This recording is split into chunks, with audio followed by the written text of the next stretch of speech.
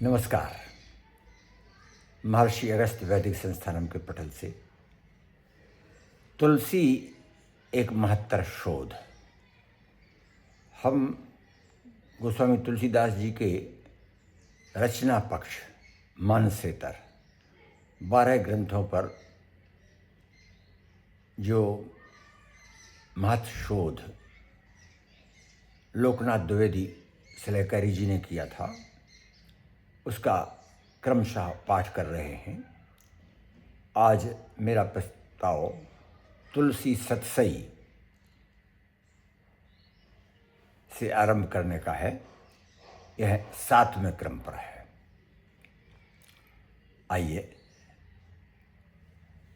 इसमें आपको शोध की अनेक ऐसी दिशाएं प्रदर्शित होंगी जो विचारणीय, संग्रहणीय और विवेचनीय हैं। पहले भी थी, आज भी हैं, आगे भी रहेंगी। अस्तु। तुलसी सतसई। सतसई शब्द संस्कृत सप्तशती का रूपांतर है, जिससे ऐसे 700 मुक्तकों का बोध होता है जिनका संग्रह एक ही मुक्तक कोश में हो। यद्यपि इसका नाम सतसई है, पर इसमें दोहे 747 हैं, जिनका विभाजन 7 सर्गों में हुआ है। इसके प्रथम सर्ग में 110 दोहे हैं जो राम भक्ति विषयक हैं। दूसरे सर्ग में 103 दोहे हैं जिनमें पराभक्ति और उपासना का वर्णन है। तीसरे सर्ग में 101 दोहे हैं जिनमें सांकेतिक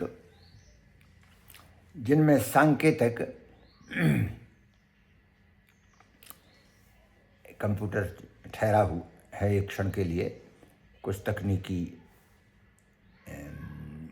इसमें बाधा चालू हो गया है। तीसरे सर्ग में 101 दोहे हैं जिनमें सांकेतिक वक्रोक्ति से राम भजन किया गया है।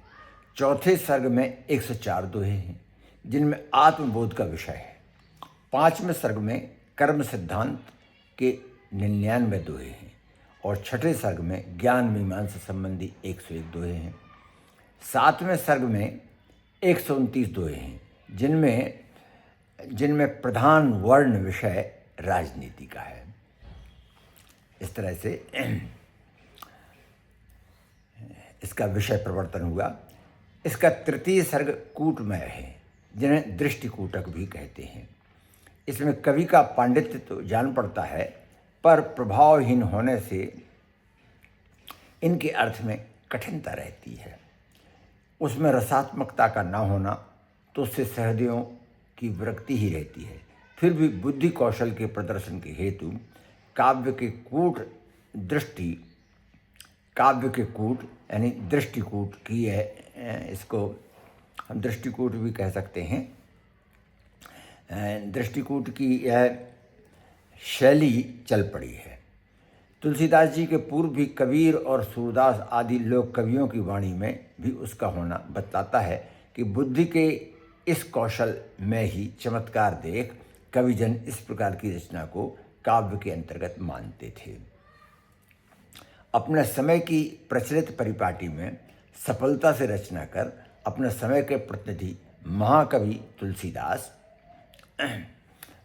तुलसीदास ने सर्वांगीण साहित्य की सृष्टि की है। उनके कूट का यहाँ एक उदाहरण उद्धृत किया जाता है। हंस कमल विच वरण जुग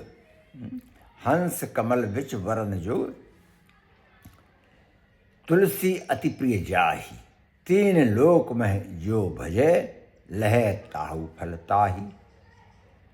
हंस जो है, मराल उसके मध्य का वर्ण रा और कमल के बीच का वर्ण माँ, जिसे अति प्रिय है।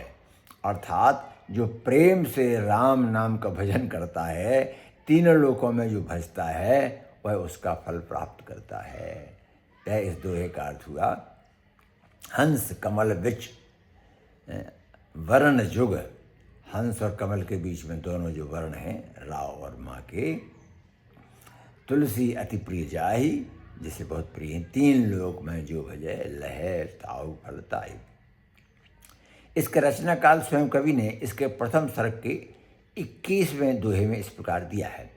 अहि रसना धन धैनु रस गणपति द्विज गुरुवार माधव सित सिय जन्म तिथि सतसैया अवतार। सर्प की जुआ 2, धैनु के थन 4, रस मधुरादि 6 और गणपति के एक दंत को अंकाराम वामती गति के अनुसार अंत से गणना प्रारंभ करने से संवत 1642 विक्रमी निकलता है। वैशाख शुक्ल नवमी के दिन सतसैया प्रकट हुई, अर्थात मानस रामचरितमानस के बाद की रचना। उक्त गणना प्रचलित संवत वर्ष प्रणाली पर ठीक उतरती है, विगत संवत वर्ष प्रणाली पर नहीं। पंडित सुधाकर द्विवेदी जी ने यह आपत्ति उठाई है कि जब तुलसीदास जी ने अपने अन्य ग्रंथों में काल का उल्लेख करने में विगत संवत वर्ष प्रणाली का ही अवलंबन किया है, तब केवल सतसई ही में उन्होंने प्रचलित संवत वर्ष प्रणाली का अवलंबन क्यों लिया?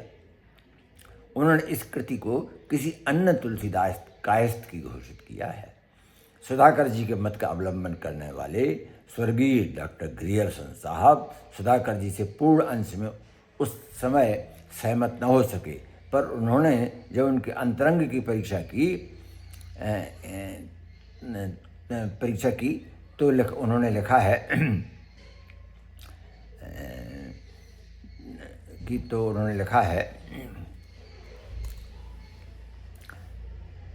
सब बातों पर विचार कर मुझे ऐसा विश्वास होता है कि कम से कम हमारे कवि तुलसीदास जी द्वारा रचा हुआ एक अंश तो सतसई में है ही। स्वर्गीय बाबू श्याम सुंदर दास ने सतसई सप्तक की भूमिका में सुधाकर द्विवेदी के उक्त भ्रम का निवारण करते हुए लिखा है, पंडित राम गुलाम द्विवेदी के साथ कुछ लोगों की सतसई के गोसाई जी रचित होने में संदेह है। कुछ लोगों को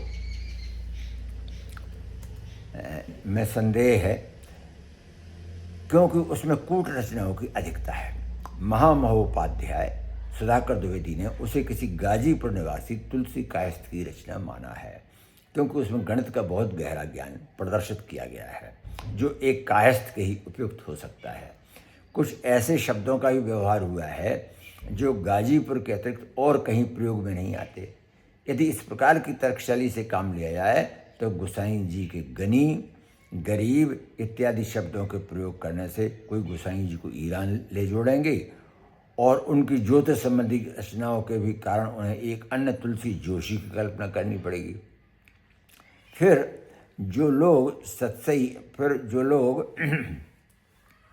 सतसई को गोसाई जी की रचना नहीं मानते, वे दोहावली को उनकी मानते हैं, परंतु दोहावली के लगभग 150 दोहे सतसई में मिलते हैं और दोहावली भी कूट रचनाओं से खाली नहीं है। उन्होंने सतसई में भिन्न भिन्न विषयों पर जो मत प्रकट किए हैं उनका अन्य ग्रंथों से विरोध भी नहीं पड़ता। इसके अतिरिक्त इस सतसई के कर्ता ने अपना निवास स्थान गंगा के किनारे लोलार के पास बताया है, जो गोसाई तुलसीदास के सिवाय और किसी तुलसीदास का निवास स्थान नहीं हो सकता।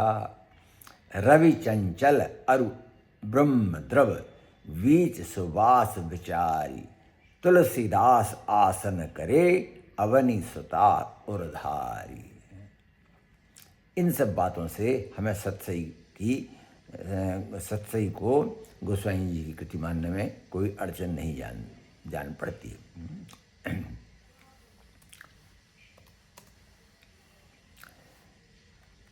सतसई सप्तक भूमिका प्रश्न 11-12। इस सतसई के दोहों के विषय में स्वयं श्री तुलसीदास जी ने लिखा है, दोहा चारु विचार चली परिहर वाद विवाद सुकृत सीव स्वारथ अवधि परमारथ मरजाद। 7-129।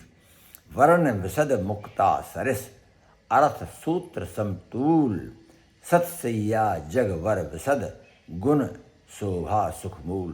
7-126। श्री राम के एक निष्ठ अनन्य प्रेम को लक्ष्य कर तुलसीदास जी लिखते हैं, स्वार्थ परमारथ सकल सुखद एक ही भोर, द्वार दूसरे दीनता, उचित न तुलसी तोर। स्वारस परमारस सकल, सुखद एक ही मोर।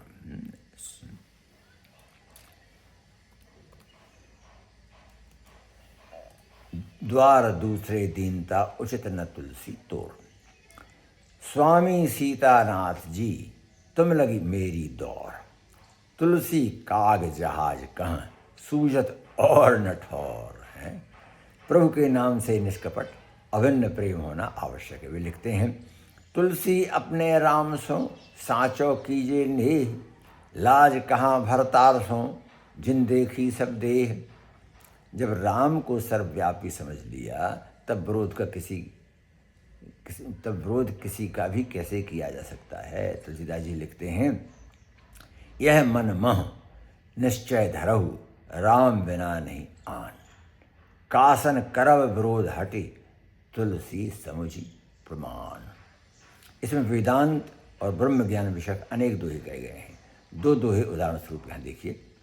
मृणमय घट जानत जगत, बिनु बुलात नहीं होय, तिमि तुलसी करता रहित, कर्म करे कहु कोय। स्वर्णकार करता कनक, कारण प्रकट लखा है, अलंकार कारज सुख, गुण शोभा सरसा है। इसमें सामान्य नीति संबंधी अनेक दोहे हैं जिनमें बहुमूल्य उपदेश भरे हैं। जैसे वर्तमान आधीन दो, भावी भूत विचार, तुलसी संशय मन न करूं, जो है सो निर्वाय। तुलसी संशय मन न करूं, जो है सो निर्वाय। तुलसी झगड़ा बढ़न के, बीच धरव जनित पाए। तुलसी झगड़ा बढ़न के बीच धरव जनि पाए, लड़े लोह पाहन दो, बीच रुई जरी जाए। लड़े लोह पाहन, लोहे के दो पत्थर, लोहे जैसे पत्थर आपस में लड़के रुई को जला देते हैं। तुलसी खलवाणी विमल, सुनि समझिए ही हेरी, राम राज बाधक भई, मंद मंथरा चेरी हैं। जो मूर्ख उपदेश के होते जोग जहान, दुर्बोधन कह बोध किम, धाये श्याम सुजान। राजनीति पर निम्न दोहे बहुत ही सुंदर हैं। सगन सगुन सधर्म सगन, सबल सुसाह महीप, तुलसी जय अभिमान बिन, ते त्रिभुवन के दीप। कर के मैं के मनहि, वचन वचन गुनि जानी। कर के कर मन के मनहि, वचन वचन गुनि जानी। भूपहि भूलि न परिहरहि, विजय विभूति सयान। इसमें अनेक दोहे गणित से लगते हैं। जैसे तुलसी राम स्नेह करु, त्याग जगत उपचार, जैसे घटत न अंक नौ के लिखत पहाड़। तुलसी पतिरति अंक सम, सकल साधना सून, अंक रहित कछु हाथ नहीं, अंक सहित सब दून। यद्यपि इसके अधिकांश दोहे साधारण हैं और प्राथमिक रचना के जान पड़ते हैं, परंतु सैकड़ों दोहे बहुत ही सुंदर और चुटीले हैं। इसकी भाषा ब्रज और बुंदेलखंडी का मिश्रण है, जिसमें शिथिलता है और गोसाई तुलसीदास जी के अन्य अनेक ग्रंथों की भाषा की क्षमता नहीं है। भाषा की क्षमता की नहीं है, क्षमता भी नहीं है।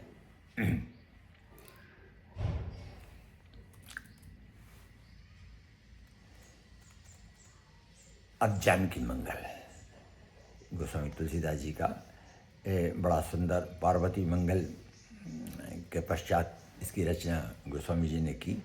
यह खंड काव्य के रूप में प्रबंधात्मक, यह खंड काव्य के रूप में प्रबंधात्मक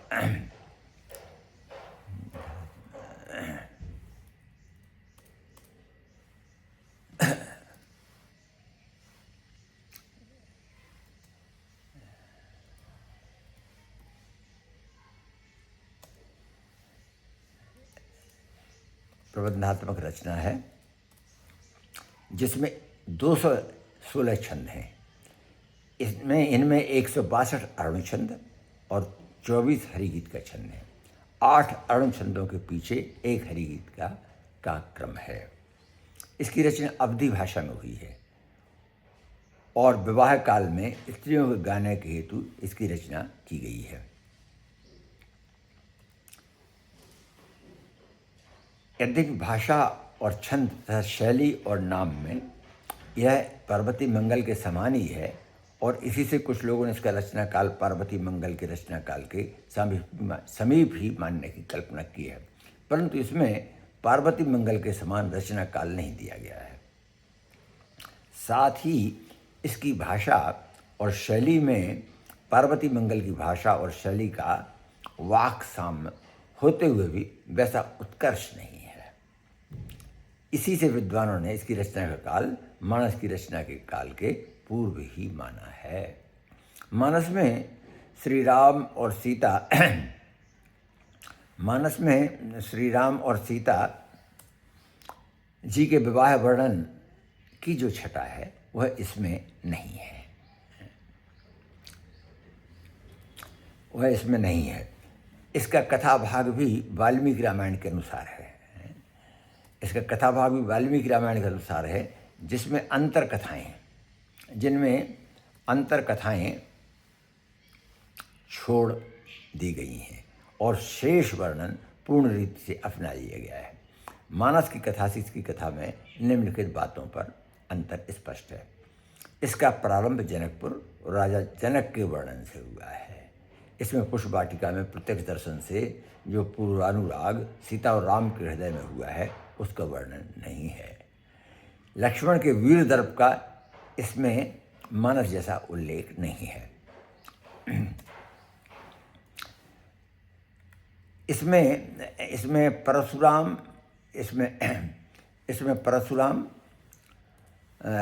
परशुराम राम मिलन जनकपुर से अयोध्या जाते हुए मार्ग में हुआ है। वार्तालाप सौम्य है। कुपित परशुराम पर श्री राम शील और विनय से विजयी होते हैं। इसमें वाल्मीकि के समान अंतर कथाओं का विस्तार नहीं है और न रामचरितमानस जैसा पूर्ण और सर्वांगीण वर्णन ही है। इसके वर्णनात्मक अंश अत्यंत संक्षिप्त हैं। राम के सौंदर्य का वर्णन मात्र विस्तार से दिया गया है। इसमें वाल्मीकि की रामायण का कथानक लिया गया है, पर इसमें कथ्य वस्तु के चयन और उसके क्रम स्थापन में स्वतंत्रता से काम लिया गया है।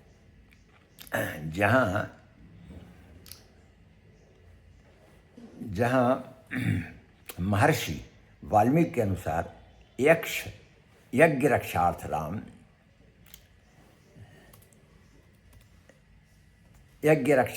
राम और राम लक्ष्मण को साथ ले जाते ब्रह्मर्षि विश्वामित्र मार्ग में बला और अतिबला नामनी अमोघ शक्तिमयी दिव्य विधाएं राक्षसी ताड़का वध के पूर्व प्रदान कर उन्हें ताड़का से युद्ध करने को सशक्त बनाया है। वहीं तुलसीदास जी ने अनंत बलधाम श्री राम के द्वारा ताड़का वध के अनंतर उनको सर्व योग्य मानकर उक्त विद्याएं विश्वामित्र द्वारा दिलवाई हैं। वे लिखते हैं, वधी ताड़का राम जानि सब लायक, विद्या मंत्र रहस्य दिए मुनि नायक। छंद 40। जानकी मंगल के अनंतर रचे गए रामचरितमानस में भी यही कथा है। इसमें शिष्टाचार परिपाटी प्राय मानस जैसी है और पात्रों के द्वारा मनोभावों को व्यक्त करने का ढंग वही है। अनेक पत्तों जानकी मंगल से मानस में तद्वत थोड़े से शब्दों के हेर फेर से लिए गए हैं। जानकी मंगल का प्रभाव मानस के श्री राम जानकी विवाह प्रसंग पर कैसा और कितना है, इसका पता निम्नलिखित समान उद्धरणों से चलता है। गाधि स्वन तहीं अवसर अवध सिधायु, नृपत कीन सन्मान भवन ले आयु। ये जानकी मंगल का हुआ। और करि दंडवत मुनि सन्मानी, निज आसन बैठारे सानी। ये रामचरितमानस का हुआ है। जबहि मुनि मही सही काज सुनायु, भयउ स्नेह सत्य बस उतर न आयो, ये जानकी मंगल हुआ। सुनि राजा अति अप्रिय वाणी, हृदय कंप मुख दुति कुमलानी, ये मानस की बात हुई। देख मनोहर मूर्ति मन अनुरागे, बंधेउ स्नेह विदेह विराग विरागे, ये जानकी मंगल हुआ। मूर्ति मधुर मनोहर देखी, मूर्ति मधुर मनोहर देखी, भयउ विदेह विदेह विषेकी, ये मानस हुआ।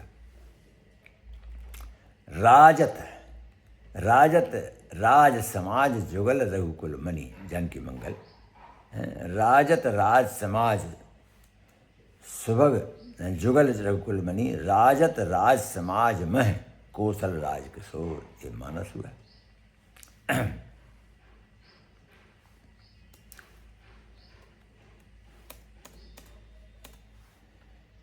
और फिर वदन शरद विधु निंदक सहज मनोहर, जानकी मंगल। शरद चंद निर्मल मुखनी के मानस। एक कहाई कुंवर किशोर कुलस कठोर, शिवधनु है महा, किम ले ही बाल मराल मंदर नृपहि अस काहू न कहा, जानकी मंगल।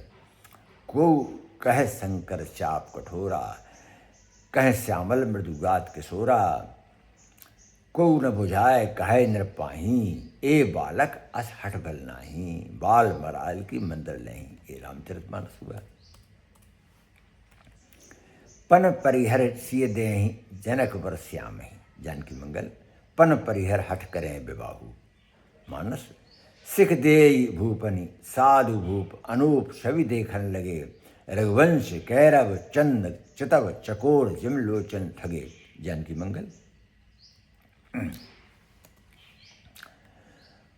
अस कह भले भूप अनुरागे, रूप अनूप विलोकन लागे, मानस। सुनि सकुच सोचहि जनक, गुरुपद बंदी रघुनंदन चले, नहीं हरस हृदय विषाद कछु, भई सगुन शुभ मंगल भले, ये जानकी मंगल हुआ। सुन गुरु वचन चरण सिर नावा, हरस विषाद न कछु उरावा, ये मानस हुआ।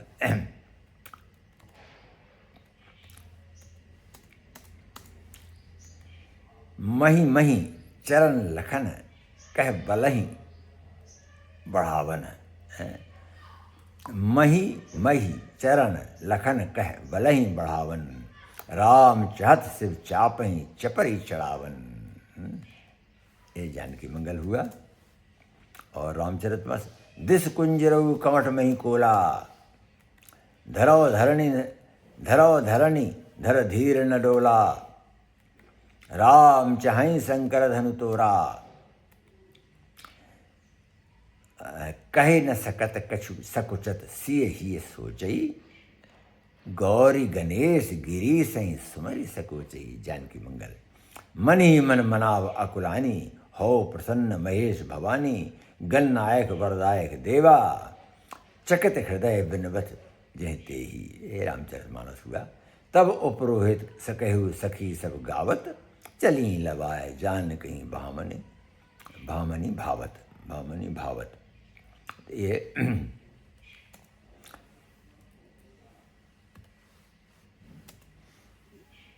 जानकी मंगल हुआ है।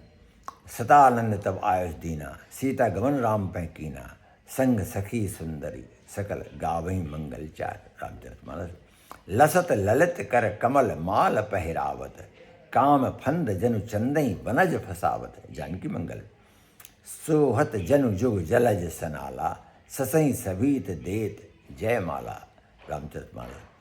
ले दियो तह जनवास, सकल सुपास नित नूतन जहाँ, जानकी मंगल। अति सुंदर देनेऊ जनवासा, जय सब कहें सब भांति सुपासा, मानस हुआ। उमा रमा दिख सुरतीय मुनि प्रमुदित भई, कपट नारी वर वेश विरचि मंडप गई, जानकी मंगल। सची शारदा रमा भवानी, जे सुरतीय सुचि सहज सयानी, कपट नारी नर वेश बनाई, मिली सकल रनवासई जाई, मानस। संकल्प सिय रामई समर्पी, सिय सील सुख शोभा मई, जिम शंकरहि गिरिराज, जिम शंकरहि गिरिराज, गिरिजा हरहि श्री सागर दई। ये जानकी मंगल हुआ। और मानस में हिमवंत जिम गिरिजा महेश हरि श्री सागर दई, तुम जनक राम ही सी समर्पी, विश्व कल कीरति नई। मानस बर दुल्हनई लिवाए सखी कुहबर गई, जानकी मंगल दुल्हनई सहित सुंदर चली, कुहबर ल्याए के। मानस राम विवाह समान ब्याह तीनों भये, जीवन फल लोचन फल विधि सब कह दे। जानकी मंगल जस रघुवीर ब्याह विधि बरनी, सकल कुंवर ब्याहे तहीं करनी। मानस दान मान परमान प्रेम पूरन किए, समधि सहित बरात विनय बस कर लिए। जानकी मंगल दान मान कर पूरा कीने, सन्मानी सकल बरात आदर दान विनय बढ़ाई के। मानस गे बनवासई राव संग सुत सुत बहु, जन पाए फल चारि सहित साधन चहु। जानकी मंगल मुदित अवधपति सकल सुत बधुन समेत निहारी, जन पाए महिपाल मणि क्रियन सहित फल चारि। मानस करि विनय कछुक दिन राख बरातनि, जनक कीन पहुनाई अग्नित भातनि। जानकी मंगल राखई जनक सहित अनुरागा, नित नूतन आदर अधिकाई, दिन प्रति सहस भांति पहुनाई। मानस यही विधि ब्याह सकल सुत जग जस छायऊ, मग लोगन सुख देत अवधपति आयऊ। जानकी मंगल बीच बीच वरवास कर, मग लोगन सुख देत, अवध समीप पुनीत दिन पहुँची आए जनेश। मानस वंदन वार वितान पताका घर घर, रोपे सकल सपल्लव मंगल तरुवर। जानकी मंगल मंगलवार पताका केतु, सबनि बधाए मंगल हेतु। ये मानस बधुन सहित सुत चारु, मातु निहारई, बारही वार आरती मुदित उतारई। जानकी मंगल बधुन समेत देख सुत चारी, बारही वार आरती करही आदि। ये मानस करई निशावर छिन छिन मंगल मुद भरी, दूल्हे दुल्हन देख प्रेम पै निधि भरी परी। ये जानकी मंगल हुआ है। वस्तु अनेक निशावर हो ही, भरी प्रमोद मात सब सोही। ये मानस हुआ है।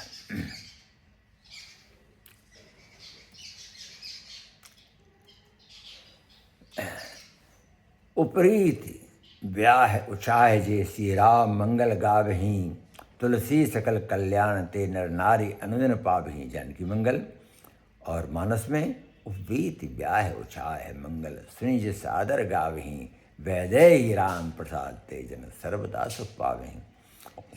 यह बिंब प्रतिबिंब गद्य में जानकी मंगल की कथा वस्तु, उसका क्रम और उसका निर्वाह देखें, जिसे महाकवि तुलसीदास जी की लेखनी ने लिखा है। त्रिभुवन सुहावन पावन त्रिहुत देश भूमि का भूषण था। इसके परम प्रसिद्ध नगर जनकपुर में महालक्ष्मी श्री सीता जी ने जन्म धारण किया था। उस नगर में संपूर्ण उत्तम गुणगणधान राजा जनक राज करते थे, जिनकी समता का नृपति न हुआ है, न है और न होगा ही। सकल मंगलमयी श्री सीता जी उनकी पुत्री थीं। राजा जनक ने अपनी कन्या के विवाह योग्य वर देख कर मंत्रणा करके शिव धनुष का प्रण कर स्वयंवर रचा। उस स्वयंवर सभा की रचना अत्यंत रुचिर थी। मानो स्वयं विधाता ने अपनी सम्मधुरता उसकी रचना में प्रकटित की थी। फिर देश देश संदेश भेजा, जिसे सुनकर उनके राजा लोगों ने आनंद प्राप्त किया। वे भांति भांति के साज सजकर समाज समेत जनकपुर आए। उन नरेशों में अनेक रूप, शील, वय, कुल, विरध और बल तथा दल से संपन्न थे। वे ऐसे चले मानो देवराज इंद्र अनेक होकर आकाश से उतर पृथ्वी पर चल रहे हों। अनेक देव दानव राक्षस किन्नर और नाग सीता स्वयंवर में निर्वेशधर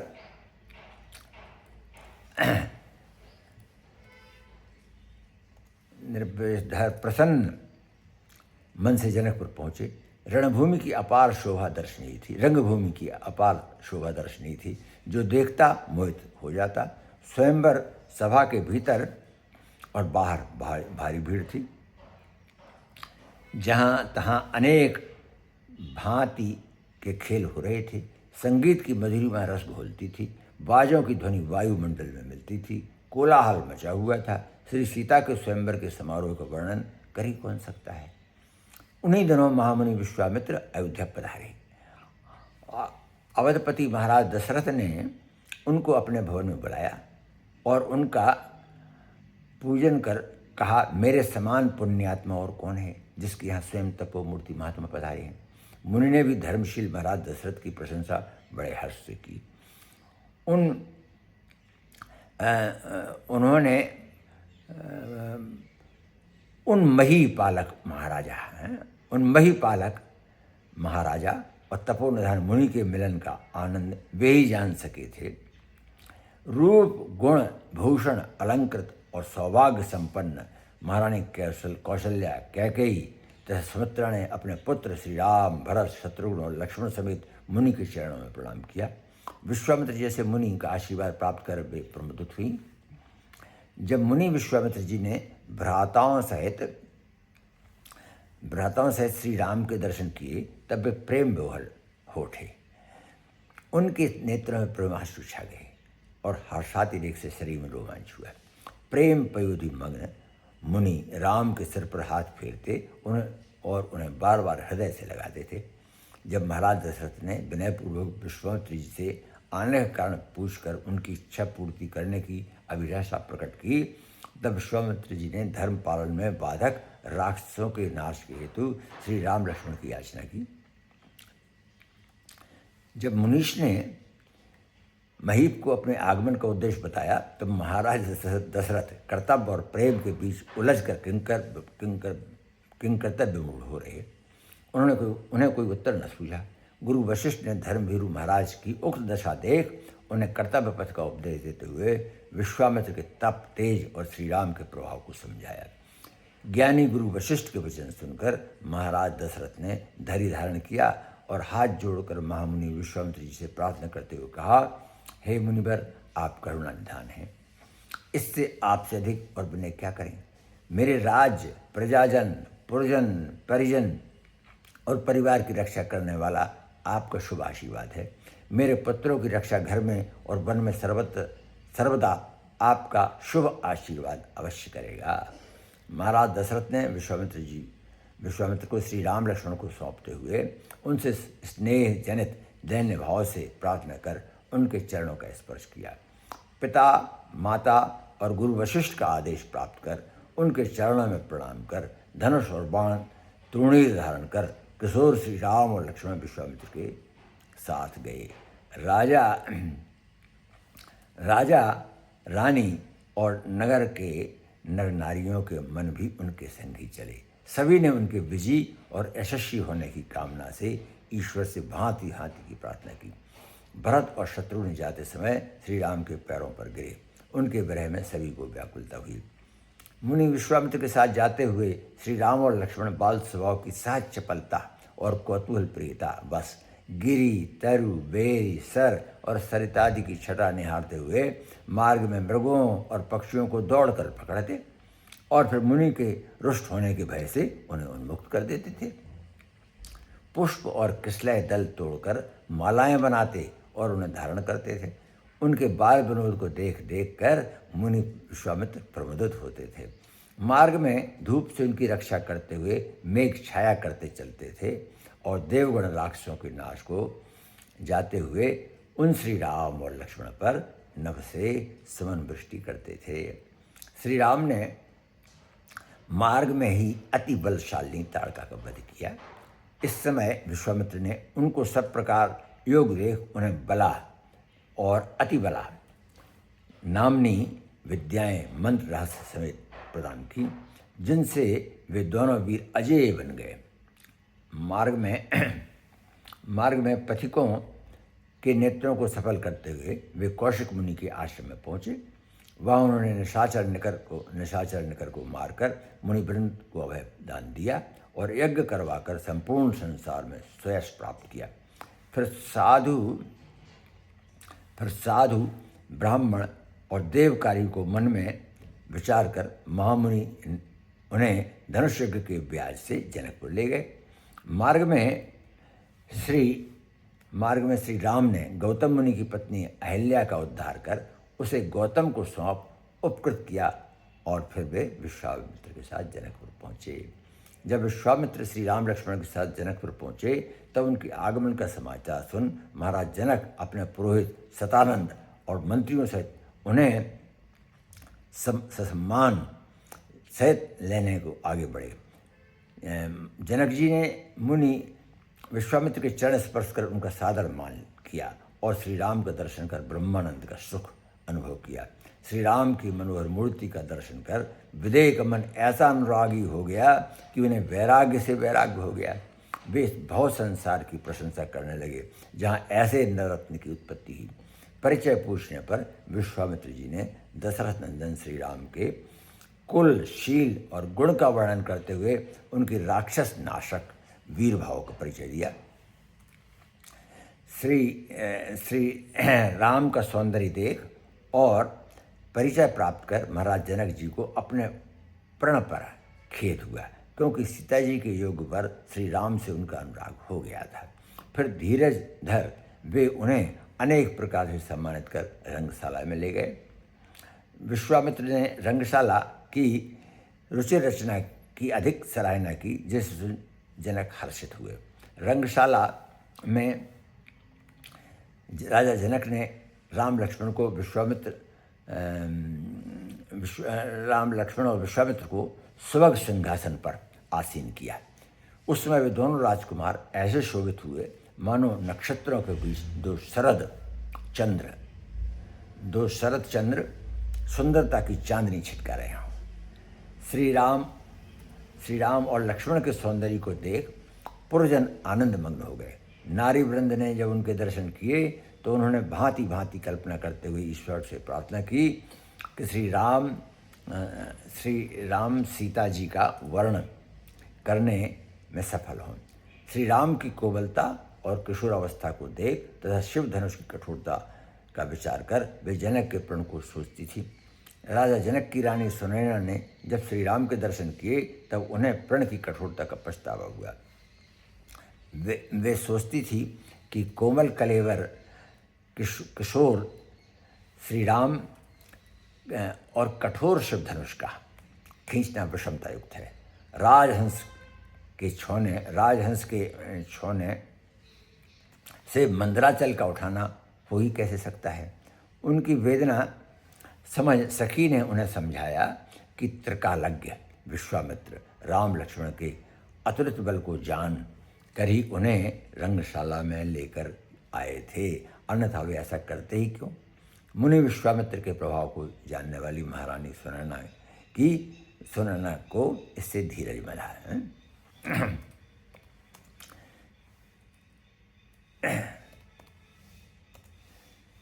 इससे धीरज बंधा।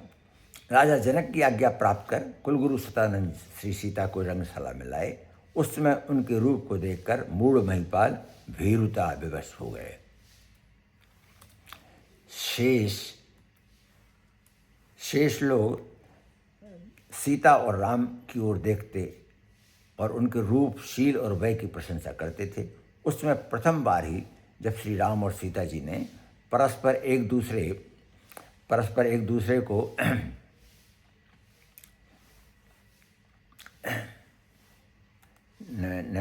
दूसरे के दर्शन किए तब उनकी आंखें चार होते ही वे एक दूसरे के विशुद्ध भाव से मुग्ध हो गए।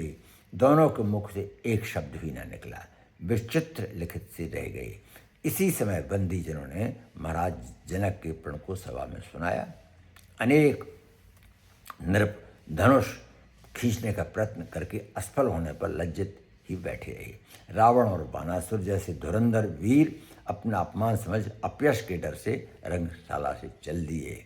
जब विश्वामित्र का आदेश प्राप्त कर श्री राम धनुष खींचने को उठने लगे उस समय राजा जनक ने मुनि से प्रार्थना की कि वे कोमल कलेवर के कि वे कोमल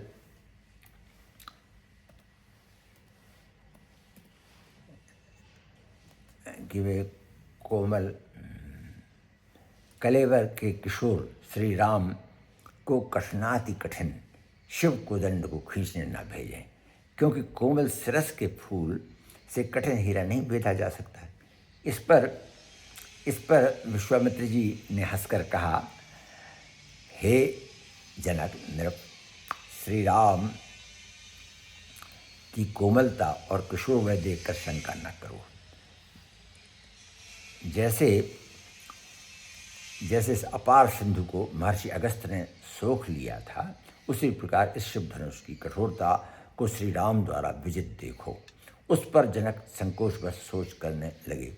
यह देख हर्ष विषाद रहित श्री राम गुरु विश्वामित्र के पद वंदन कर धनुष के समीप पहुँचे। इस समय लक्ष्मण जी ने महीधरण शेष को बल बढ़ाने को कहा, क्योंकि श्री राम शिव धनुष तोड़ने चले थे। उस समय राजा, रानी, परिजन, पुरजन और परिजन सभी दुविधा में पड़े चिंतित थे। सीता की मानसिक अवस्था विचित्र सी थी। उनका हृदय संकल्प विकल्प में हिंडोले से झूल रहा था। उस समय वे चकित चित्त से देवी, गणेश, महेश आदि देवताओं से श्री राम की सफलता के हेतु विनय कर रही थीं। अंतर्यामी श्री राम ने एक क्षण उनके प्रेम के मर्म को परख शीघ्र ही शिव धनुष को इस प्रकार चढ़ाया कि वह 2 टुकड़े हो गया। उसके भंग होने के घोर शब्द से पृथ्वी कांप उठी। उसके बाद ही विजय के बाजे बजने लगे। जनक और सुनैना ने के हर्ष का पार न था। उसी समय सतानंद जी के आदेश से सखियाँ सीता जी के हाथों में जयमाल दे उन्हें श्री राम के समीप ले गईं। सीता जी ने संकोच और हर्ष से श्री राम के गले में जयमाल डाल उन्हें वर्ण कर लिया। उस आनंद की अवधि की अनुपम शुभ घड़ी का वर्णन किया ही कैसे जा सकता है। श्री राम गुरु विश्वामित्र के साथ और सीता जी रणवास में गई। हर्षित राजा जनक ने मुनि विश्वामित्र की प्रशंसा करके उनका पूजन किया और फिर लग्न लखवाकर तिलक के सामान सहित सतानंद जी को अवध भेजा। जनकपुर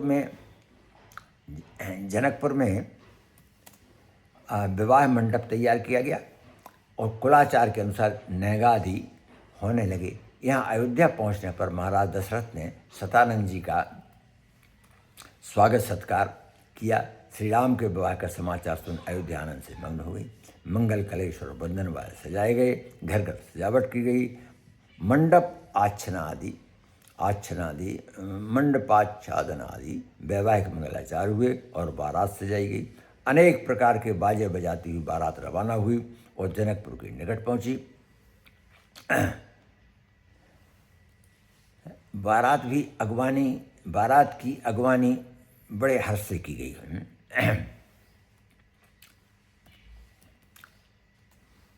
बड़े हर्ष से की गई। जनकपुर में आनंद छा गया। जहाँ सभी सुपास थे, ऐसे सुहावने सज्जित स्थान में जनवासा दिया गया। विश्वामित्र जी राम लक्ष्मण को साथ ले जनवासे गए। महाराज दशरथ ने प्रमोद से श्री राम और लक्ष्मण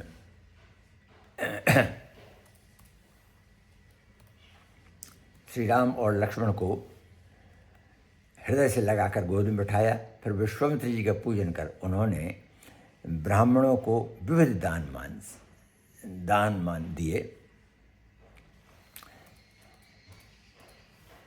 विवाह काल के मांगलिक वेश से विभूषित श्री राम बड़े ही मनोहर जान पड़ते थे।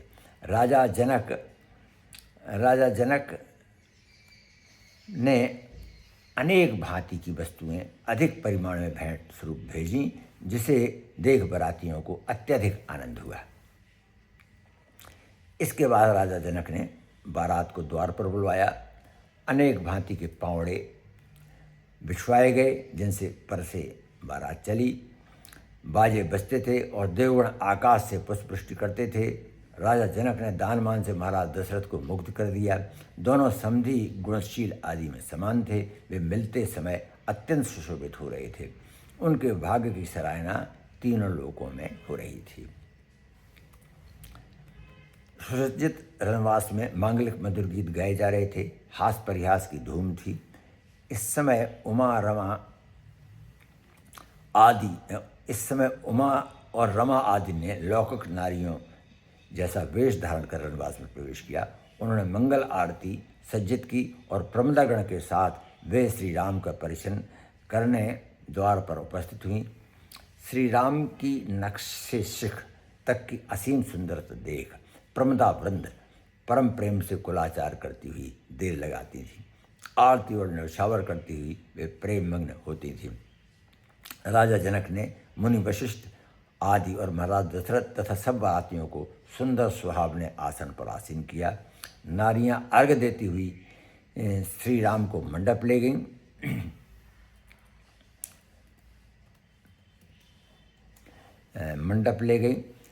वशिष्ठ और सतानंद दोनों पुरोहितों ने दोनों ओर से वेद विधि और कुलाचार से प्रारंभिक कृत्य कराया।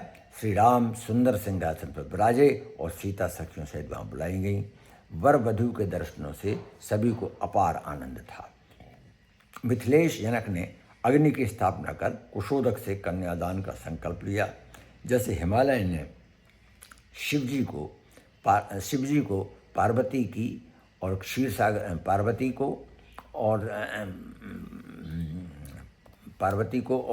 क्षीर सागर ने विष्णु जी को लक्ष्मी जी समर्पित की थी, वैसे ही जनक जी ने राम जी को सीता जी समर्पित की।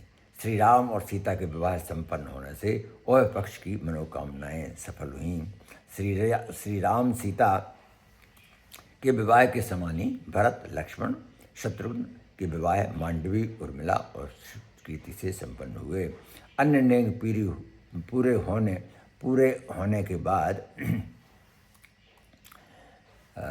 होने के बाद राजा जनक ने बहुसंख्यक दास दासी घोड़े हाथी और वस्त्राभूषण तथा हेम दहेज में दिया। श्री राम लक्ष्मण भरत और शत्रुघ्न के साथ 4 बधुओं को साथ ले महाराज जनवास से पहुँचे। उस समय उन्होंने मानो 4 फल प्राप्त कर लिए थे। इसके बाद राजा जनक ने अनेक दिन आग्रहपूर्वक बारात रोककर खूब ही स्वागत किया। फिर एक दिन शुभ मुहूर्त में उन्होंने विदाई हेतु विनय की। दूसरे दिन बारात की विदाई जान रनिवास में रानियों को पुत्रियों के बिछोए की कल्पना से ऐसी व्याकुलता हुई कि आंखों की नींद बुझ गई। धीरज धर उन्होंने विदा की तैयारी की। सीता की विदा के समय सुनैना की करुण दशा देखने योग्य थी। उन्होंने आरती उतारते समय श्री राम से स्नेह रखने और स्मरण बनाए रखने की विनय की। सीता जी की विदा के समय परिजन और पुरजन के साथ साथ हाथी घोड़े व पक्षी आदि सभी को बड़ी वेदना हुई। श्री राम ने सुनैना महारानी से विनय कर उनको आश्वासन दिया। फिर बारात अयोध्या की ओर चली। राजा जनक ने विदा के समय जानकी को शिखाबंद दिया। वे मंत्रियों और कुटुंबियों तथा संबंधियों पर नागरिक के साथ संबंधी नागरिकों के साथ दूर तक बारात पहुंचाने गए। महाराज दशरथ ने उन्हें हृदय से लगाकर प्रेम से समझाकर विदा किया। मार्ग में परशुराम जी मिले जो क्रोध से भरे हुए थे। श्री राम ने उनका परितोष किया और वे क्रोध त्याग कर विष्णु का धनुष श्री राम को अर्पण कर विदा हुए। महाराज दशरथ इस अनायास आई विपत्ति के टल जाने पर प्रसन्न हुए और मार्ग के लोगों को आनंद प्रदान करते हुए अवध की ओर बढ़े। अयोध्या आनंद निमग्न हुई। घर घर बंधनवार और मंगल कलश सजाए गए। सुगंधित द्रव्यों से नगर की वीथियाँ सींची गई। बाजारों की सजावट अनुपम ही थी। माता कौशल्या आदि अनेक प्रमदाओं के साथ आरती सजाकर परिचय करने आई। 4 पुत्र समेत 4 बधुओं को देख वे हर्ष से फूली न समाती थी। मुदित हो बार बार आरती उतारती थी और भांति भांति की बहुमूल्य वस्तुएं न्यौछावर करती थीं। हर सहित वे पुत्रों और वधुओं को रनिवास में ले गईं, जहाँ देव पूजन के पीछे अनेक निगाचार हुए। इस समय सभी याचक निहाल किए गए। इस प्रकार श्री सीता और राम का मांगलिक विवाह संपन्न हुआ। इस विवाह को जो मांगलिक मुहूर्त में गाएंगे उनका सब प्रकार से कल्याण होगा। इस उदाहरण में आदर्शशील सुलभ संकोचशीलता में सीता और राम दृष्टियों में रंगशाला में विश्वामित्र महाराज जनक और सतानंद मुनि के साथ सैकड़ों बाल नरेशों की उपस्थिति में दो तन तक नयन सुधारत सायक की कल्पना मर्यादित आदर्शवादी द्वारा सांकेतिक न रहकर स्थूल हो गई है। मर्यादा का लोक पावन आदर्शवादी द्वारा सांकेतिक रहकर स्थूल हो गया है। यह संकेत न रहकर यह वैसा इसमें नहीं रह गया है जैसा मानस में है। कवितावली में भी मानस के समान ही शील और आदर्श की पूरी रक्षा की गई है। निम्नलिखित छंद इसी भाव को ऐसी रतिपूर्ण मानस का सुंदर उदाहरण है। राम को रूप निहारत जानकी कंचन के नग की परछाई। राम को रूप निहारत कंचन के नग की याते सबे सुध भूल गई करी टेक रही पलटारत नहीं। कवितावली छंद 17। जानकी मंगल में पार्वती मंगल के समान पूर्वी अवधि भाषा का गीत खंड काव्य में सरस भावानुकूल प्रवाह ही नहीं, सरल भाषा का सुकुमार प्रयोग भी मनोहर है, परंतु इसमें कथा वस्तु के चयन, क्रम स्थापन और निर्वाह का वह कौशल नहीं जो पार्वती मंगल में है। दोनों के बिंब प्रतिबिंब गद्य ही से स्पष्ट हो जाता है कि प्रौढ़ता पार्वती मंगल में विशेष है। पार्वती के चरित्र का जैसा सुंदर विकास पार्वती मंगल में है, वैसा जानकी मंगल में जानकी के चरित्र का विकास नहीं है। वे उत्पन्न होती हैं और वयस्क का होने पर पिता माता उनके विवाह की चिंता करते हैं। शिव धनुष के खींचने के प्रण पर वे चढ़ा दी जाती हैं। जनक की वीर शुल्का कन्या स्वयंवर सभा में पुरुष द्वारा बुलाई जाती है। उनको देखकर अनेक नरपतियों ने धनुष खींचने का प्रयत्न किया। वे श्री राम के सभा भवन में आते ही राम की सुंदरता पर मोहित हो जाती हैं। राम धनुष तोड़ते हैं, वे ब्याह दी जाती हैं। सास उनकी रूप राशि पर मुग्ध होती हैं। इसमें पार्वती मंगल के समान चंचल वय, क्रीड़ा, शिक्षा आदि की कोई भी चर्चा नहीं की गई है। इसमें मनोभावों का चित्रण क्रमिक विकास की शैली पर नहीं है, फिर भी इसमें भावों का अच्छा वर्णन कौशल से आया है। दुविधा में पड़े मानसिक विकल्प के विषय में कितनी कोमल व्यंजना, कैसी सरलता व स्पष्टता से निम्न पंक्तियों में की गई है। नृप रानी पुरलोग राम तन चितवहीं, मंजू मनोरथ कलश भरहीं अरु ऋतुवहीं भरहीं धनु निरख छिनु छिनु निरखि राम ही सोचहीं। निम्नलिखित पंक्तियों में राम और सीता के प्रथम दर्शन में प्रेम भाव की अभिव्यंजना करने वाली पंक्तियां भी बड़ी ही स्वाभाविक और मनोरम हैं। राम सीय वह सभी सुहाय सुहावन, नृप जीवन छवि पुरय चाहत जनु धावन। 96 है। सो छवि जात न वर्ण देख मन मानई, सुधा पानी कर मूक की स्वाद बखानई। इसमें अलंकारों की छटा भी कहीं कहीं बड़ी सुंदर है। जैसे रूप रास जहीं और सुभाय निहारे, नील कमल सर श्रेणी नयन जनु डारे। लागी झरोखन झाँकहीं भूपति भामिनी, कहत वचन रद लसहीं दमक जनु दामिनी। इसका अधिकांश मानस में लिया जाना इस खंड काव्य की महिमा का यथेष्ट प्रमाण है। वाल्मीकि रामायण से कथानक लेकर उसे अपनी शैली पर ढालने में और उसे कोमल तथा सरल और कलात्मक बनाने में गोसाई जी ने विदग्धता प्रकट करने के साथ ही सहृदयता भी विशेष दिखलाई है।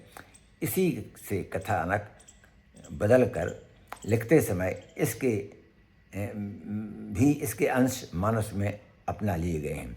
कहीं कहीं इसमें स्वाभाविकता वाल्मीकि रामायण में मानस दोनों से अधिक है। विश्वामित्र के साथ वन मार्ग से जाते समय श्री राम और लक्ष्मण की किशोरावस्था की सहज चपलता और कौतिक प्रियता वर्णन करते हुए जानकी मंगल में लिखा गया है। गिर तरु वेली सरत सर विपुल बिलोकहीं धावहीं बाल सुभाए भयंग मृग रोकहीं सकुचहीं मुनि सभीत बहुरी फिर आवहीं। फिर आवहीं तोड़ फूल फल किसलय बात बनावहीं देख विनोद प्रमोद प्रेम कौशिक और करत जाएं घन छाएं सुमन बरसें सुर। वाल्मीकि रामायण और मानस से सर्वथा भिन्न विश्वामित्र के आगमन पर रानियों समेत चारों पुत्रों का उनके पांव पूजन और विश्वामित्र का राम के प्रति अनुराग का निम्नलिखित वर्णन जानकी मंगल की अपनी वस्तु है। अनुराग भाग सुहाग शील स्वरूप बहुभूषण भरी ती हरख सुतन समेत रानी धाय ऋष चरणन परी कौशिक दीन असीस प्रमुदित सकल प्रमुदित भई सींची मनो सुधारस कल्प लता नई। रामई भायन सहित जबई मुनि जोहेऊ नैन नीर तनु पुलक रूप मन मोहेऊ परस कमल कर शीस हरस ही लावहीं प्रेम पयोधि मगन मुनि पार न पावहीं मधुर मनोहर मूर्ति सादर चाहें बार बार दशरथ के सुकृत सराएं। इसमें भाषा की अनेक खूबियाँ हैं। साथ ही इसमें अलंकारों का प्रयोग भी बड़ा ही सुहावना है। धनुषशाला में राम के पास राम लक्ष्मण और बीच में विश्वामित्र के बारे में कैसी सुंदर कल्पना है। दुई दिश राजकुमार विराजत मुनिवर नील पीत पाथोज बीच जनु दिनकर। राम लक्ष्मण के बीच में तेजस्वी विश्वामित्र नील पीत कमल के दीप दिनकर सूर्य के समान कहकर सुंदरता और तेज की अभिव्यंजना कौशल से की गई है। कहीं कहीं इसमें रामचरितमानस के समान औचित्य की रक्षा नहीं की गई है। स्वयंवर सभा में प्रथम बार दर्शन के अवसर पर शास्त्रों की उपस्थिति में राम सीता के विषय में लिखा है। राम दीख जब सीए रघुनायक दो तन तक नैन सुधारत सायक। इस प्रकार से यह संपूर्ण हुआ जानकी मंगल। आप सब को बहुत बहुत धन्यवाद। नमस्कार।